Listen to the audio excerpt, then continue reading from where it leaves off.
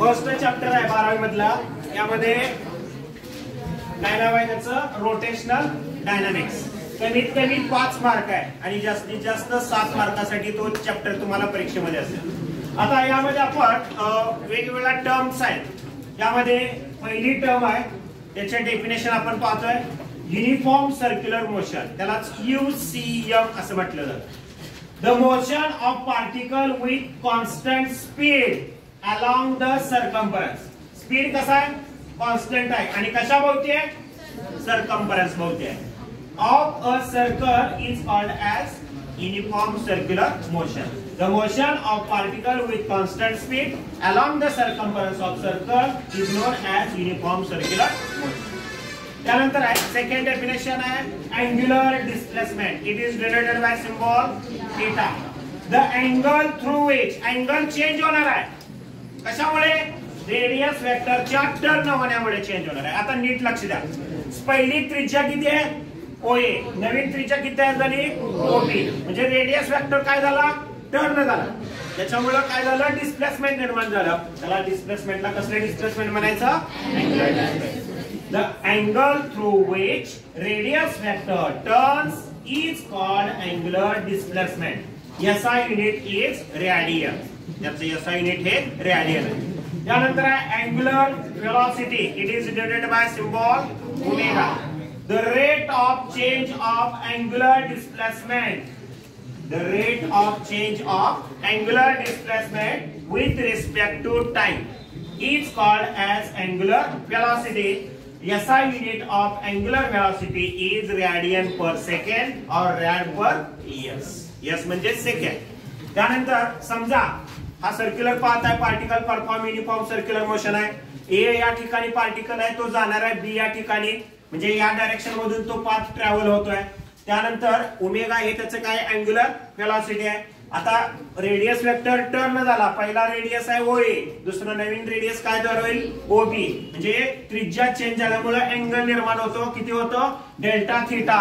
Delta म्हणजे small आणि theta म्हणजे angle. Small angle delta theta form झाला. म्हणून फॉर्म्युला आपण लिहू शकतो omega is equal to limit delta T tends to 0 delta theta upon delta T.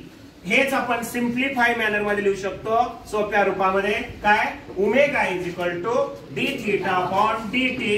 आता डी थीटा याचा अर्थ काय? Final angle minus initial angle, that is theta 2 minus theta 1 upon time म्हणजे काय? Final time minus initial time. याचाच अर्थ theta upon T. तेच आपण लिहू शकतो omega is equal to theta 2 minus theta 1 upon D T. आणि याची डायरेक्शन अँग्युलर व्हेलॉसिटीची डायरेक्शन ही कशी असते? परपेंडिक्युलर असते प्लेन ऑफ पेपरला. आणि कोणत्या रूल नुसार काढली जाते? राईट हँडेड स्क्रू रूल नुसार काढली जाते. त्यानंतर आहे angular acceleration. It is denoted by symbol alpha. The rate of change of angular velocity with respect to time. The rate of change of angular velocity with respect to time is called as angular acceleration. म्हणा the rate of change of angular velocity with respect to time is called angular acceleration. Angular acceleration कोणता symbol त्याचा? Alpha. म्हणजे alpha बरोबर formula आहे limit delta T tends to 0 delta omega upon delta T. आता omega म्हणजेच काय? D omega upon D T पण लिहू शकतो. म्हणजे alpha is equal to D omega upon D T और alpha is equal to final angular velocity minus initial angular velocity. याचाच अर्थ omega 2 minus omega 1 upon D T named as equation number 1. आता परत formula माहिती आहे. If n is called as frequency then omega बरोबर formula आहे 2 pi n.